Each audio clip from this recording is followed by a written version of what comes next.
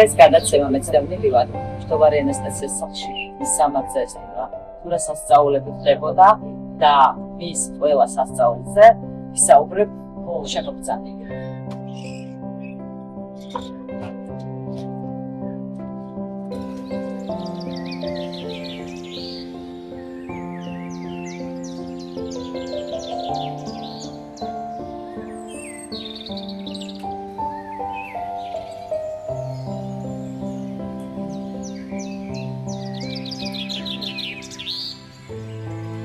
ჩვენ ახლა ვიმყოფებით მჯდომარე ანასტასიას ეზოში, სადაც მისი ერთადერთი მემკვიდრე გვიმასპინძლა და ის მოგვიყვება მისი სასწაულების შესახებ. ბატონო გიორგი, მოგესალმებით. მოგვიყევით მაყურებელს და ჩვენ როგორი იყო, რა მოხდა ანასტასიას ცხოვრებაში და რა სასწაულები ხდებოდა მის ირგვლივ. ამ ეკლესიაში გალობდა.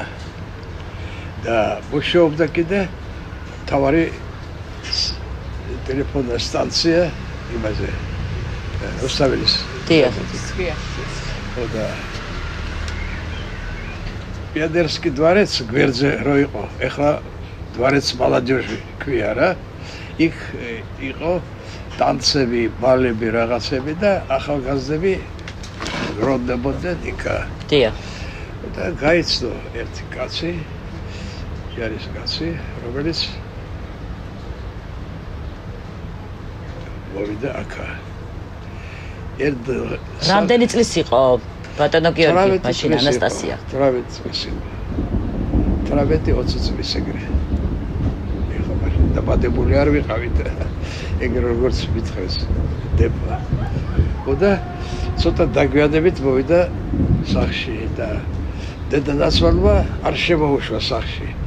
და დაჯდა საკათმესთან. დაჯდა საკათმესთან და იჯდა და მეორე დღეს მოვიდა ის ჯარისკაცი და ეკითხება დედანაცვალს, სად არისო? ავად გახდაო? ოში წაიყვანა სავანტოფოში, რაღაცა მოატყუა რა. და ეს კაცმა თავი მოიკლა კარებთან იქ. ამავე კარებთან. ხო. და მაშინ სხვადასხვა კარები იყო. და მაგან კიდე ყველაფერი ხო გაიგო. უსმენდა. რაც ელაპარაკებოდა იმან. დედანაცვალმა. დაჯდა და დაჯდა ეგრე. მერე აიღეს და შეიყვანეს იქ ოთახში. რაღაცა ერთ თვეში იქ პაჟარი გაჩნდა. და იქიდან რომ გამოიყვანეს დაჯდა აქა. დაჯდა აქ არ იყო მაშინ. სხვადასხვა თავისუფალი ადგილი იყო. და იჯდა იქა. იქ სურათები შეგიძლიათ გაჩვენოთ. დიახ. ხო. და ბოლომდე იჯდა იქა. ესე იგი 50 წელიწადი იჯდა. იმ დღიდან რაც იქიდან გამოიყვანეს პაჟარი რო გაჩნდა. და ძალიან ბევრი ხალხი მოდიოდა. ძალიან ბევრი ხალხი. როგორც რიგითი მოქალაქეები, ასევე მთავრობის ხალხი. მთავრობის ხალხი. ხო არ გახსენდებათ ვინმე ისეთი მნიშვნელოვანი თქვენ ვისაც ვინ შეგიძლიათ მოგვიყოთ, იმიტომ რომ ჟავანაძე იყო. აი ეს კითხვა მინდოდა დამესვა, იყო თუ არა ნამდვილად ჟავანაძე? ხო, ჟავანაძე იყო. მერე როცა გადასვეს აქედან იქ მოვიდა ბერიას დედა იყო. და მე კიდე ბავშვი ვიყავი მაშინ და მივიდოდი იქ, მოვიდოდი და ისეთი ტელეხრანიტელები თუ რა ქვია იმას, ორი კაცი რომელიც დაცვის იყო. თანამშრომლები. მომწეს რაღაცა ვაშლი და მითხრეს ბიჭიკო წადი ითავაშიო. და ივან რაც ელაპარაკებოდა მე არ ვიცი. ბერიას დედა. და კიდე რა და რა სასწაულებს ახდენდა ეს ხალხი მოდიოდა მარტო იმიტომ რომ ის იჯდა, მაგრამ ის ახდენდა ძალიან ბევრ სასწაულს, ეს ვიცი ჩვენ ყველა. ძალიან ბევრი ელაპარაკებოდა ერთი-ერთზე. და აი მე გეტყვით რამეს. აი ეზოში ცხოვრობდა ერთი შოთა გოძერიშვილი. ყველანი მოუკვდნენ და აიღო და აი ნაწილი 1/3 გაყიდა მსუტრებს. და ის კიდე ააშენა ეგ სახლი. და იმ ფულით ის შოთა იყიდა მანქანა, პაბედა. და აქ კედელი არ იყო, ეგ სეტკა ჰქონდა. ეხლა ველაპარაკებოდა, რომ წავიდეთო სათევზაოდ. პაბედა ხო იყიდა შოთა. და ხოლოდ ანასტასიას გამოართვეს ცოტა ფულიო და მას არასდროს არ ჰქონდა ფული. აი თქვენ თუ მისცემდით, იმათ კიდე აძლევდა სხვას ის ფული. არასდროს არ ჰქონდა. ნუ მაგან კიდე უსმენს ყველაფერი და გეტყარაშო. რასაც გვეყოფაო. იმათ კიდე გვეუბნება. თქვენ წადითო, ყველაფერი რიგზე იქნებაო. ნუ წავიდეთო, წავედით აი წითელი ხიდი, კაზახი, ახსტაფა, იქითკენ აზერბაიჯანისკენ წავედით და ერთ ადგილას გავჩერდით. და იქ ხო იცით, დღეები არ არის, მაგრამ ბალახია ეგრე. და გავჩერდით და მაგან მანქანის წინ წავიდა, მე კიდე მანქანის უკან წავედი. პანუჟდომ, ნო? და უცბად ყვირილი დაიწყო. ჟორა, მე კიდე შემეშინდა, მე თქვი რა იყო, რა მოხდა. მე თქვი ალბათ გველმა უკნინა ან რაღაცა და მივედი უყურეობა. ბალახში ქარმა მოიტანა 25 რუბლი. ავიღეთ ფული, ბენზინიც ვიყიდეთ, თევზიც ვიყიდეთ და იმავე დღეს ჩამოვიდეთ სახლი. და ვაჭამეთ განეშნა ანასტასია და გაუკვირდა ანასტასიას გეტყვი ბალე დაიჭერეთ ამდენი თევზიო. მოდიოდნენ თუ არა და მოდიან თუ არა სასულიერო პირები? მოდიან, ეხლა მამაები მოდიან და ეხლა ყველა ისინი სახელები მე ვერ დავიმახსოვრებ და ესე მოდიან. როცა მოდიან თქვენთან, ყოფილა თუ არა ისეთი შემთხვევა, როდესაც დაუშვათ არასასიამოვნო მოსულა ვინმე და ან და რაიმე წინააღმდეგობა თუ შეხვედრიათ ამასთან დაკავშირებით, როგორც ჩვენ ერთადერთ შთამომავალს. აი, თქვა ხალხი ზისახა რა და ელაპარაკება. და ამ დროს ვიღაცა შემოვიდა. არ მოეწონა ის კაცი. აიღებდა ყველაფერი რაც მოიტანდა, ყველაფერი გადააგდებდა და გააგდებდა ის კაცი. და ყველას კი არ ღებულობდა. ღებულობდა მარტო აი ეს ის მოეწონა. მე მაშინ იმ დროს ზამთრები ძალიან თოვლიანი იყო. და იჯდა კრიში არ ჰქონდა დასახულდა. მაგრამ იღებდა აი ძველი ისე ხევდა ეგრე და იმისგან სოლდა თავისთვის კუბა რაღაცა თავზე კუდი. და ერთი ზამთარი იყო თოვლიანი და როგორც აი ძეთმაროს რეწვიან, ეგეთი თოლში იყო. მომცეს ცოცხი და ეძახიან წადიო გაგერწევა. და ცოცხი კიდე ჩემზე დიდი იყო და მივედი და ეგრე ურტყავდი განშტა მეშინიშნა მომცეს და იმის შემდეგ მინდოდა კრეში გამეკეთებინა, არ უნდოდა. არ იყო მცდელობა, არ ქონდათ ხოლმე მცდელობა, რომ იგი შეეყვანათ სახლში, მას ეცხოვრა როგორც ადამიანს, რაღაცა ამდენი წლის მერე მაინც რომ არ უნდოდა.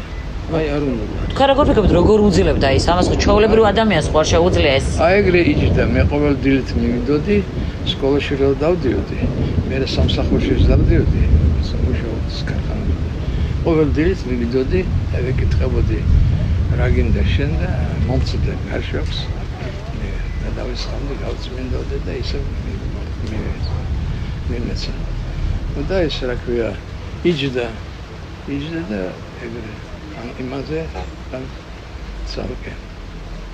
ვაშლის ამბავიც მოგვიყევით და იყო ეგეთი შემდეგ გარდაცვალებაც როგორი იყო მისი წასვლა აქედან, დედამიწიდან? აქ იჯდა. მოდიოდა мама ესე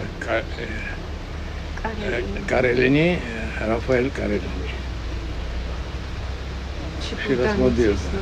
და ერთხელ მოვიდა და უთხრა დედა ჩემი ავად გახდაო და არ ვიცი რა ვქნაო. მაგან აიღო და წითელი ვაშლი მისცა. აჭამეო.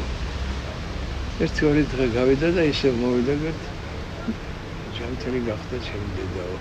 ვაშლის მერე და აი წავიდა მერე ვაშლების ისა და ამბავი იყო ეგეთი ამბავი ანასტასია არ იყო 4 გოგო მოდიოდა უნივერსიტეტიდან ნაგდა სანთებდნენ ლოცულობდნენ თუ რაღაცა ეხლა ყველა სახელი ვერ დავემახსოვრებდი და მერე მოვიდა ერთი ბიჭი და მეკითხება აი ეგეთი გოგო მოდის აქა გაგვრიწერა ყველა სახელები მე ვერ დავემახსოვრებ მაგრამ შევეკითხები ო კითხეო ეცარა სახელი იყო ну короче говоря მოვიდნენ გოგოები და ვეკითხები ეგეთი ისა ვინ არის მე ვარო და აი ერთი ბიჭი მოვიდა აქ და ეგრე მოკითხო გადაგეცა გადასადა თავი დამანდებოს ოკე მეზეზღება თუ რაღაცა უთქვია და ეგრეც არის ჩემი საქმე აი მითხრა კაცმა და მე გადავეცი გავიდა 1-2-3 თვე ხედავ შემოდიან და უკვე შეუღლდა და პატარა ბუკეტით ცეთრი ვარდებით და ეძახიან ჩვენ მივდივართ ქუთაისში თორმე ქუთაისელი ყოფილა ეგ ბიჭი წაიყვანა ქუთაისში მერე რაღაცა გავიდა დრო მოვიდა ერთი ქალი მე ვარ დედა იმისი დაებადა თქვენ გოგო აი ეგეთი მოხდა შეწევა იყო მე მიკვირდა როცა აქ იჯდა მიკვირდა რომ ზოგს აძლევდა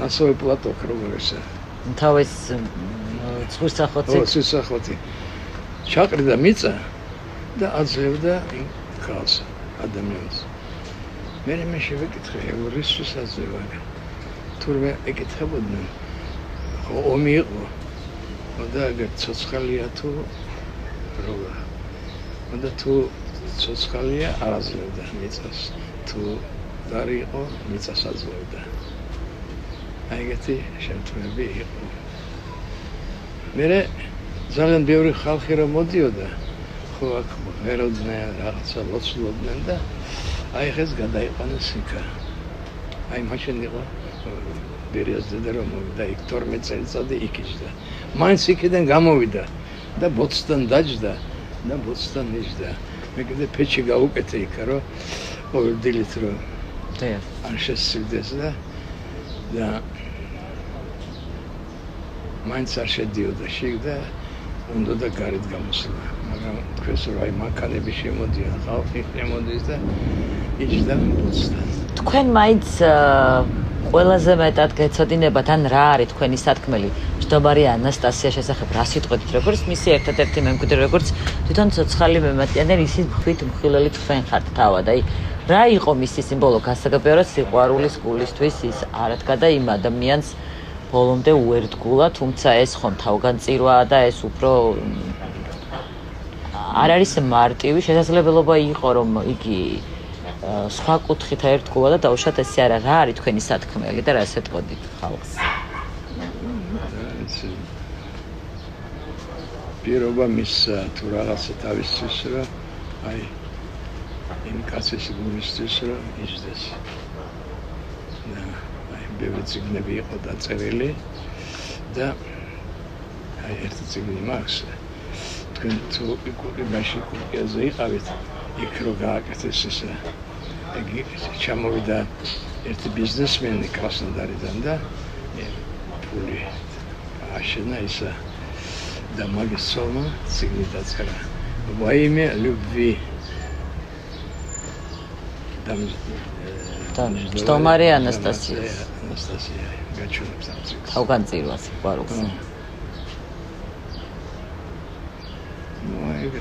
როცა ის წავიდა ამ ქვეყნიდან როგორი იყო მისი წასვლა რა ნუ მე ხო გითხარი ყოველ დილით მივიდოდი და მეკითხებოდი რა გინდა რა ესე ჩემგან არაფერს არ იღებდა მარტო აი მე რომ ვემსახურებდი და მაზერდა 5 კაპიკი მაშინ 5 კაპიკი ო ჩემი ზაზა ეს ჟამაგირი და ერთ დილით გავიარე და ხედავ ჩუმად არის. ხელი ისაქენი და ხედავ მცირეა. არის. გაგრას გაიგეს მე ყავდა ისინი ამხანაგები მარნეულიდან და ჩამომიტანეს ერთი ცხვარი და ერთი ხბო. და გაგრას ეგ მაგის მამა აქ პოვარი იყო. იმდენი ხალხი მოსულა, მაშინ აი მაგიდები და სკამები იყო ნაპრაკად. აი ორი რიგი იყო აქ. და ქართლიდან მომიტანეს ღვინო. და არავინ არ ასვამდა ღვინოს. მარტო წყალი და ლიმონადი. მე ერთი პარტია რო დამთავრა, მეორეში მოვიდა. მას შემდეგ თუ იყო რაიმე სასწაული თუ გიგილიათ, იმიტომ რომ ეს ხო არ იყო ჩვეულებრივი ადამიანი, ეს იყო რაღაცა. გეუბნებით რომ აი ულედა რომელიც იშვიათად შეიძლება არც განმეორდეს. და ეხლა ცრობოდიან რა. აი ხო წაუკითხიათ წიგნები და რაღაცები. მამა რაფაელმა დაწერა ნანა და ივან დაწერა და ეგ რუსის დაწერა ეგ ციგნი. იქიდან რო კითხულობენ. ყველაფერი იასნა. გასაგებია. მადლობა.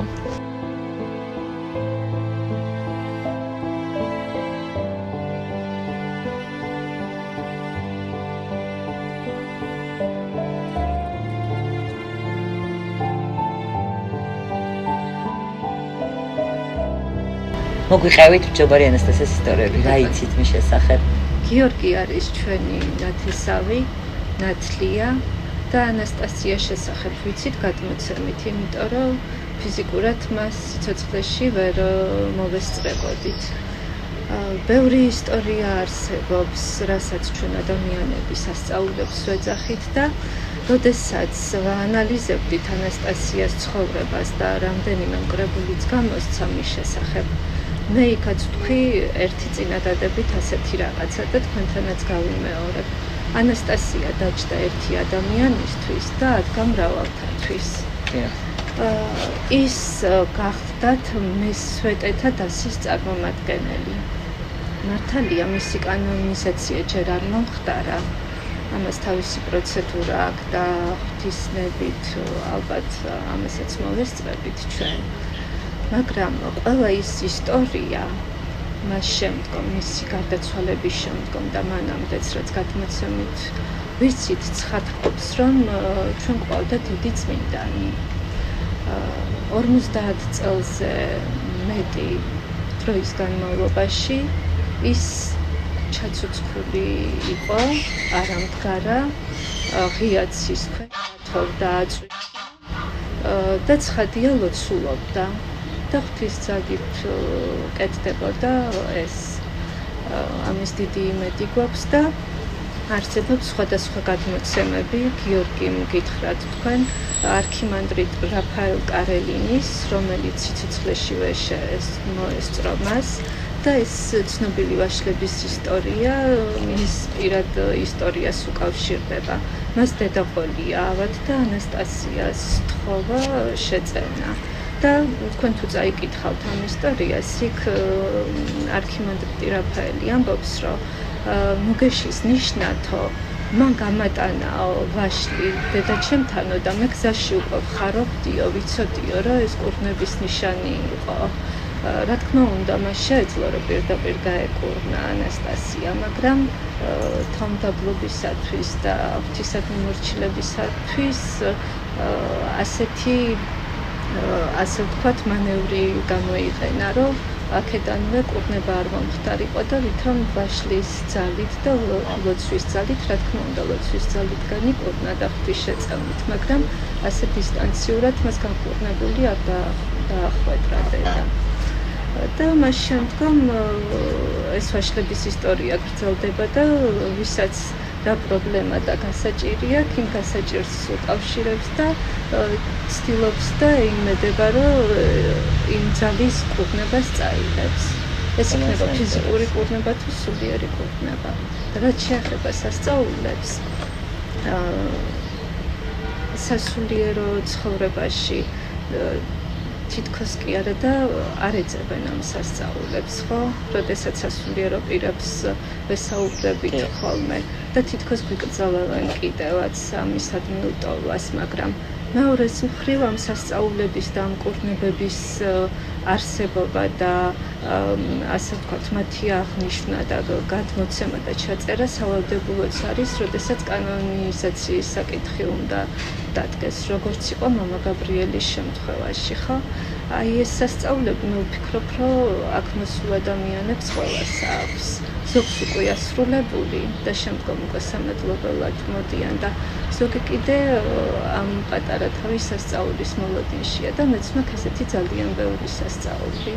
და აი აქ, როდესაც საქართველოში ვარ, ძალიან ხშირად მოვდივარ, ზოგჯერ ყოველ დღე და ეს არის სასწაული თვითონ, რომ რაღაცა ძალა მოგარბენინებს, რომ გადადა ყველაფერი და აქ მოხვიდე და მე მოგეშინის ცემული წახვიდე. გეთანხმებით, იმიტომ რომ ეს შემოდიხარ თუ არა, რაღაც განსაკუთრებულ სიმშვიდეს და მადლს ვგრძნობ მეც და გეთანხმებით სავსებით და და წახვათ მე ამას კიდე უფრო მეტად მე იგრძნობთ. საინტერესოა. თითქოს რაღაცა ბინდი გადაიწევაო და ჯანსაღ და მშვიდ მდგომარეობაში აღმოჩნდები. საინტერესოა. იმეც ვიტოვებთ და ისედაც გჯერა, იმიტომ რომ ძალიან ბევრი ამბავი გაგვიგია და სწორედ იმიტომ ვართ ჩვენ დღეს თქვენთან და ჩემი გადაცემაც იმიტომ ესტუმრა ამ საოცარ ეზოს. კიდე ერთი პატარა სასწაული რო გითხრათ, ჩემი შვილის დაბადება უკავშირდება უშუალოდ ანასტასიასა და წმინდა გაბრიელ ბერის სალოსის შეწევნას.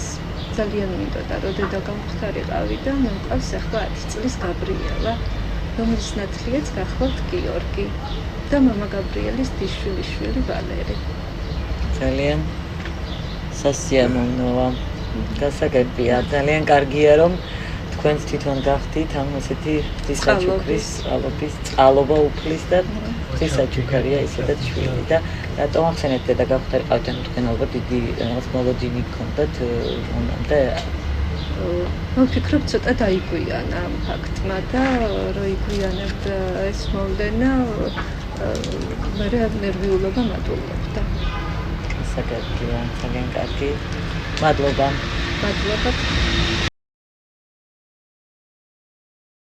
ამ ტერიტორიაზე იყო პირველად? პირველად იყო აი აქ საქართველოს იყო და და რაშებო შენდელას პირველად გაიგო აქ, რომ დედინაცოლმა უთხრა თავის სიყვარულს მოსულ კარებთან, რომ არ არის ამაში. და აქვე დაიჩოქა. აქ რამდენი ხანი ეს ზუსტად ვერ გეტყვით, მაგრამ აქედან აიღეს და დაიყვანეს სიტყვაში. და აი ნებრივეთ ჩვენ გავიდა აჯარი გავიდა. იქიდან რომ გამოიყვანეს საერთოდ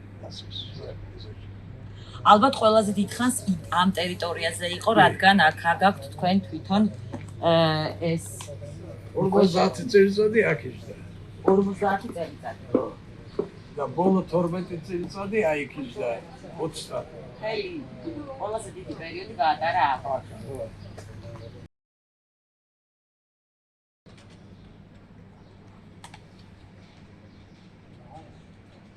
ეს იყო გადაცემა მეც დევნილი ვარ ჯდომარი ანასტასიას ეზოდან გემშვიდობებით სიყვარულს და ჯანმრთელობას გისურვებთ. კარგად გრძელდებოდეთ.